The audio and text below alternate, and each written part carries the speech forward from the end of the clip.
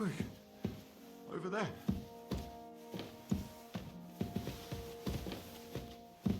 Hold on. I'm just going to clean it for you.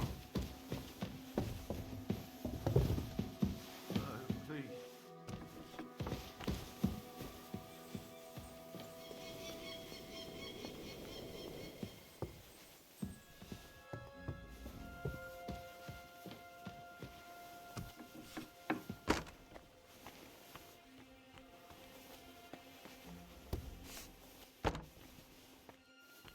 You! Who are you, actually? Me? I'm just cleaning here.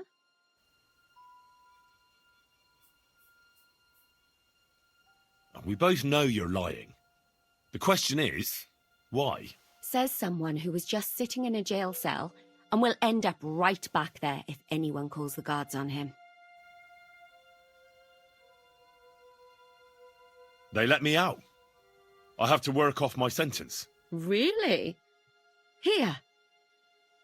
And what kind of important work would that be?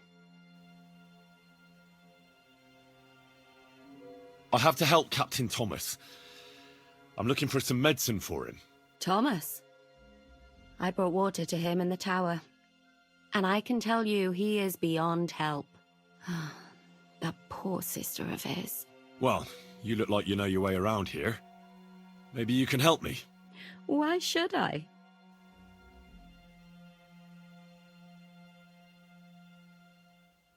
Because I could make plenty of trouble for you with the Chamberlain. Uh-huh. And what would you tell him? That old deviant couldn't care less about anyone searching the surgeon's chambers. I wouldn't be the first or the last. And you think I believe you? Believe what you want. And now get out of my way. Simple maid like me has lots of work to do in this castle.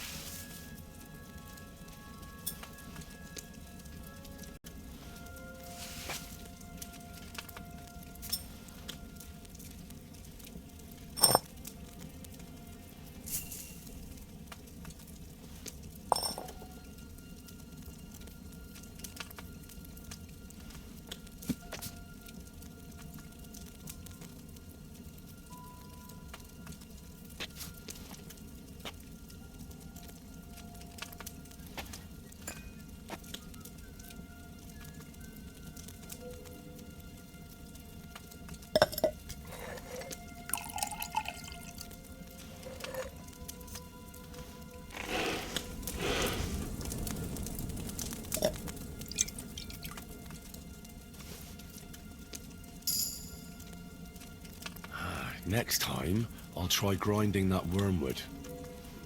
9th bell. Only 3 to go.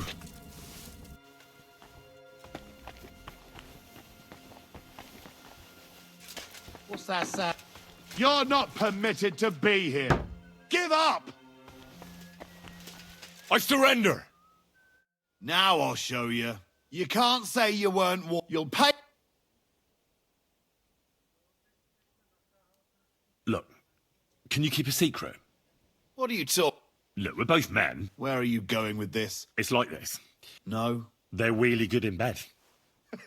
Well, this yarn spinner, at high noon, then all of a sudden, that girl made a right foot. Haha, that's what you... Aye. I've had enough embarrassment for one lifetime.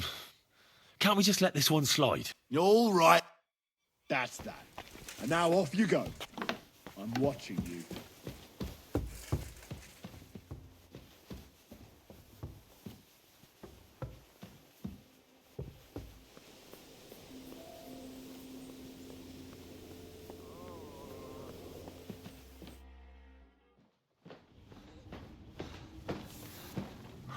Did you get it?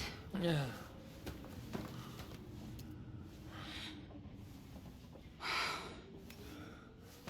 It will have to be diluted.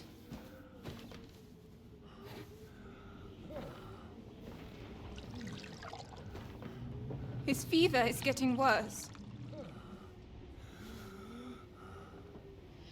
If this doesn't work, I don't think he'll last long.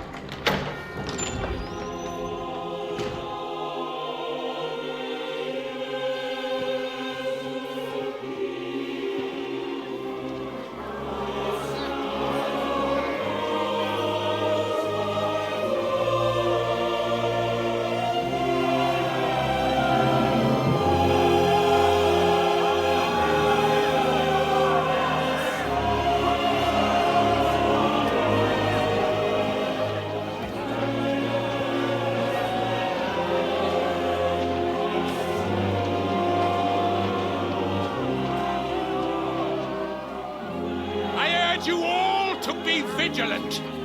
These days we have all sorts of vagabonds, drifters, outlaws and bandits roaming the country.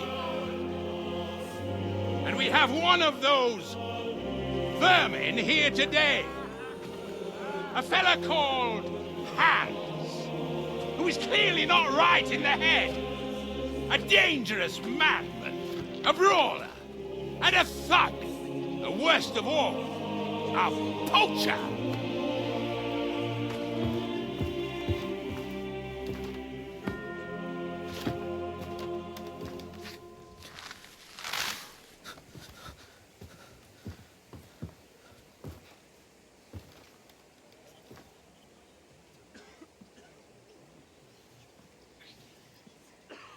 And so, for the damages he caused to our dear Lord Otto von Berghoff, he is sentenced to be hanged by the neck until dead.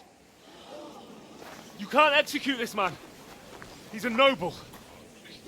Captain Thomas here will testify that we're messengers from Ratoi. What is this nonsense, for Christ's sake? It's true. I am Sir Hans Capon of Perkstein. Deal with it, for God's sake! But sir, the captain! Captain Thomas has a fever. He's clearly delirious. Seize them immediately. You can't do this! I'm a nobleman, do you hear? A noble! Get your hands off me! You can't do this!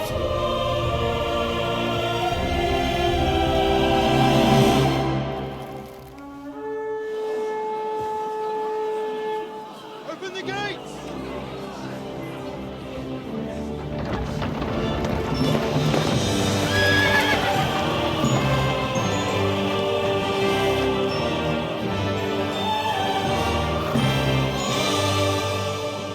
My lord. What the hell is going on? It was just a... It's a hanging. You can't hang him! He's a noble!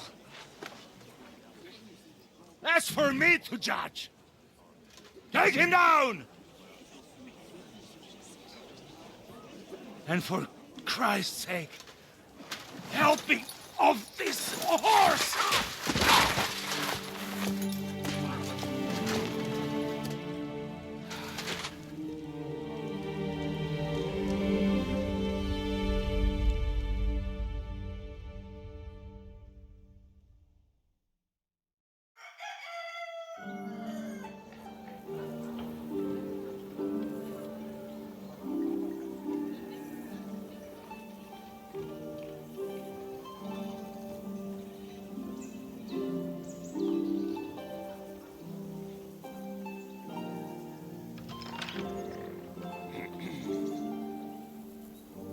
You may enter.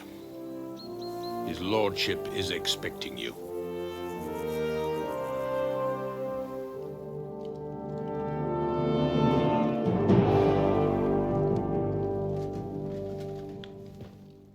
So, you're messengers from Ratai, huh? I was wondering when someone would turn up. All right, then. Let's hear it. My respects, Sir Otto. I am Sir Hans Capon of Perkstein, and this is Henry of Skalitz, my escort. Welcome to Trotsky, gentlemen. I'd greet you standing up as befits, but I'm glad I can even sit at the moment. I heard you were ambushed by outlaws. You heard right. Those bastards did a job on me. And I got out luckier than most. Almost all the others were killed, including my page and my surgeon. So there is no one here to heal me, and I will have to inform poor Albert's father that his son died in my service. I hope your health will soon be restored, sir. We shall see. But now, you tell me what happened here in Herrgottsnamen. Why did my chamberlain try to hang you, Lord Capon? In truth, the welcome we got from your Master Chamberlain was somewhat... how shall I put it?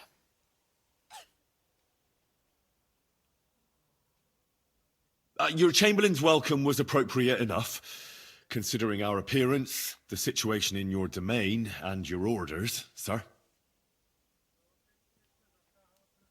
Ah. I appreciate your diplomacy, young man. Master Chamberlain Ulrich can sometimes be more hasty and passionate than is healthy. And we are glad you hold no grudge against him. Are we not, Ulrich? I regret what happened, gentlemen. Please accept my humblest apologies. Anyway, let us leave this misunderstanding aside and get to the point. As far as I'm aware, Ratai showed no interest in negotiations before, either with me or with the League of Lords. True. Our houses have thus far stood on opposite sides. I should say so. Attacking Brno and Jihlava together with that renegade Sokol of Lemberg hardly inspired our sympathy.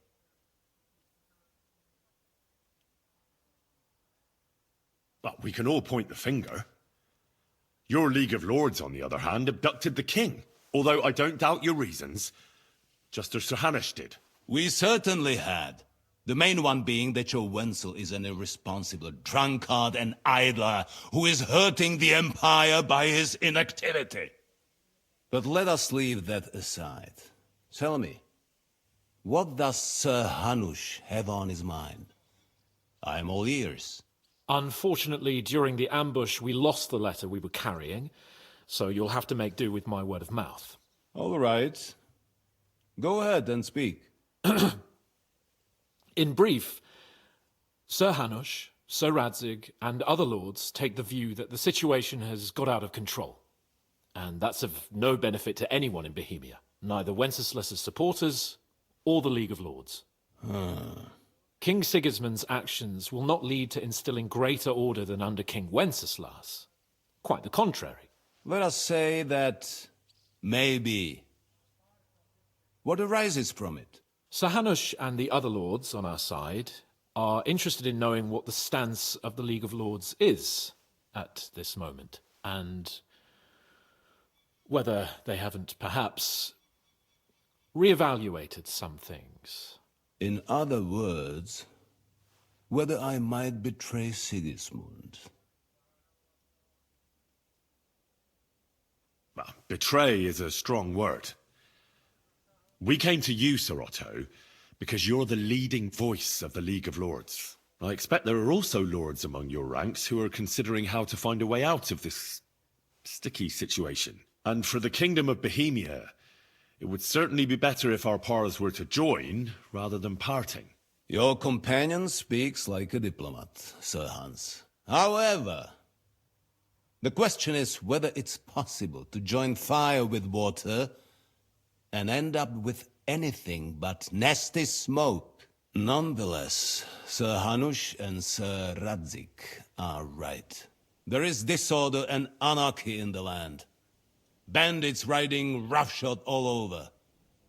As we all know, to our cost. We've had plenty of experience of that at home too, sir. Only a short time ago we had to deal with a similar band. Then you will surely understand that before I begin debating who would be the better king, I must sweep my own doorstep. Only I'm damned if I know how to do that, since those bastards have wiped out half of my garrison, including my captain. If I may be so bold, sir, you're not the only one. We also have a score to settle with them, so Henry and I will gladly help you. Is that so? Now that is what I call the words of a knight, Sir Hans. Right now, we've got a common enemy, so we have common interests too. So then, sir, may we be of assistance to you? Indeed you may. Perhaps in the end we may really find some common ground. I need to muster sufficient reserves to deal with those outlaws once and for all.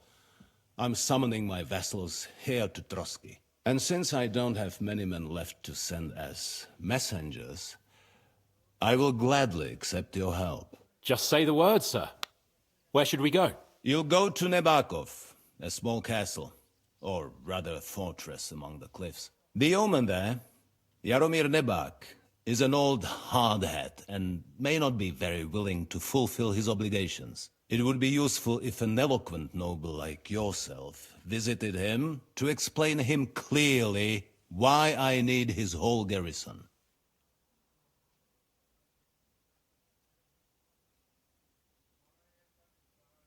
Who is this Lord Nebak? The lord of a smaller house with not much in the way of estates, just a fortress and lands, but he also owns a mill that provides a significant part of his income. His children are grown up. His daughter married well, thanks to Sir Otto. His son is away from the domain, dealing with duties. Sir Otto helped him to acquire an official position. In short, the House of Nebak is more than beholden to Sir Otto for his magnanimous help and support. Thank you, Ulrich. Nevertheless, I suspect Jaromir will not be keen to charge into battle. But that is of little consequence. He has a few good men who will be useful. That will do us. If he delivers, I will regard his obligation as fulfilled. We'll take care of it, sir. Count on us. All right. We'll head out as soon as possible. Let's not delay our diplomatic mission unnecessarily. Very well. I think that is all for now. The Chamberlain will show you where you can put your heads down, and he will supply you with horses. And once we have resolved this little digression, we shall talk about your own mission. Thank you, sir. May I ask something, Sir Otto? Oh. Ask away, young man. When you were ambushed, did you see those bandits? Would you recognize any of them? Henry, don't start with that again. Why do you ask? The thing is, when we were ambushed, I believe I saw among them one of the men we ran up against at home. Oh. What did he look like? Do you know his name? He's called Istvan Toth, a Hungarian noble. He wears black armor. A stocky fella, around 40. I've already told you that's nonsense. How would he be here? You only saw him from a distance, from behind. You're imagining it. And why does this Toth interest you, young man? He was the leader of a band that made trouble for us in Sasau. And he has something that belongs to me. Ah, interesting. Interesting. But I must disappoint you. I saw no one of that description. Thank you, sir. And sorry. I had to ask. I understand. And now I shall entrust you to the care of Uri here. And I shall look forward to the good tidings you bring me from Nebakov. Go with God, gentlemen. Thank you for everything, sir. The Lord be with you. There will be time enough yet for social niceties. Now there are more practical matters to deal with. Sir Otto has generously agreed to accommodate Lord Capon in one of his chambers. And you, Henry, shall also be accommodated, as befits your station. There, your equipment shall also be returned to you, and you'll find your horse in the stable. Nevertheless, his lordship takes the view that, as a noble's escort, you should have a befitting mount.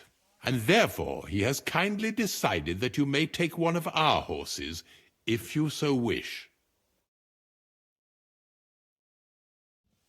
Gentlemen, follow me.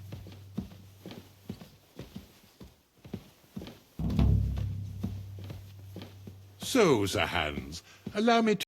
Hold on, Sir Ulrich. If you think everything is settled between us, and we're going to act like nothing happened, then you're mistaken. Sir? You were going to have me executed a short while ago.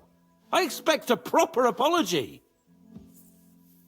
Then please accept my apology once more, sir. But given the circumstances... Given the circumstance? What circumstances? Sir, poaching is a capital offence. And are you the king? That you can hand down death sentences? No, you are not. What's more, you had plenty of reasons to realise it wasn't a good idea. Sir, I could not have realised that. You couldn't have realised? Yes, you could, but then you wouldn't have been able to play the Lord and stage private executions. Sir, once more I apologise. And now, please allow me to show you to your quarters. I wouldn't dream of inconveniencing you. I'll find my quarters by myself. Henry, once you're done with that annoying fool, get your horse and we'll meet at the gate. Well, it seems Lord Capon will not be requiring my services anymore today. Don't be surprised. My lord doesn't take kindly to those who insist on putting a rope round his neck. I understand. I expect no one does. In any case, we'd have it a lot easier, your lord and I, if his behavior weren't so redolent of a bandit. Nevertheless, welcome to Trotsky, the finest and biggest castle you shall ever see. Rumor has it that the castle was built on the jaws of hell, and that we're sometimes plagued by demons here. But don't believe a word of it.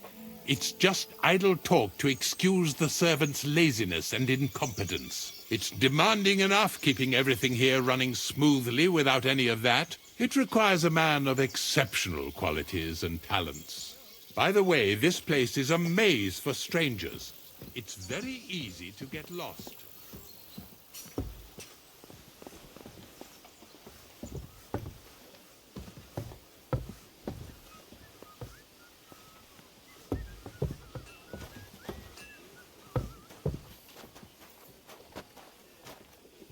The jail cells are down there.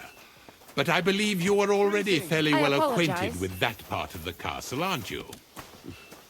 All too well, thanks. God bless.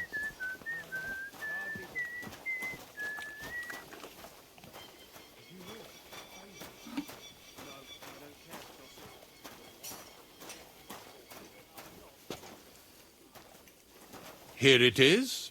You'll find a bed inside, opposite the door, and a chest where we put your belongings. You'll find some new clothing there, a little gift from our gracious lord, to ensure you're not mistaken for a beggar again. Once you're settled in and properly dressed, stop by the stables. They're beyond the gate, down the path. Ask for Kabat. He was supposed to prepare a horse and tack for you. Or tell him you'll keep your own if you insist. Then he'll give you proper tack at least, so you don't disgrace us. Good. I don't think I could stomach much more of your company. Likewise. So, you and I are finished, and I can finally attend to some proper work, so this castle doesn't fall on our heads.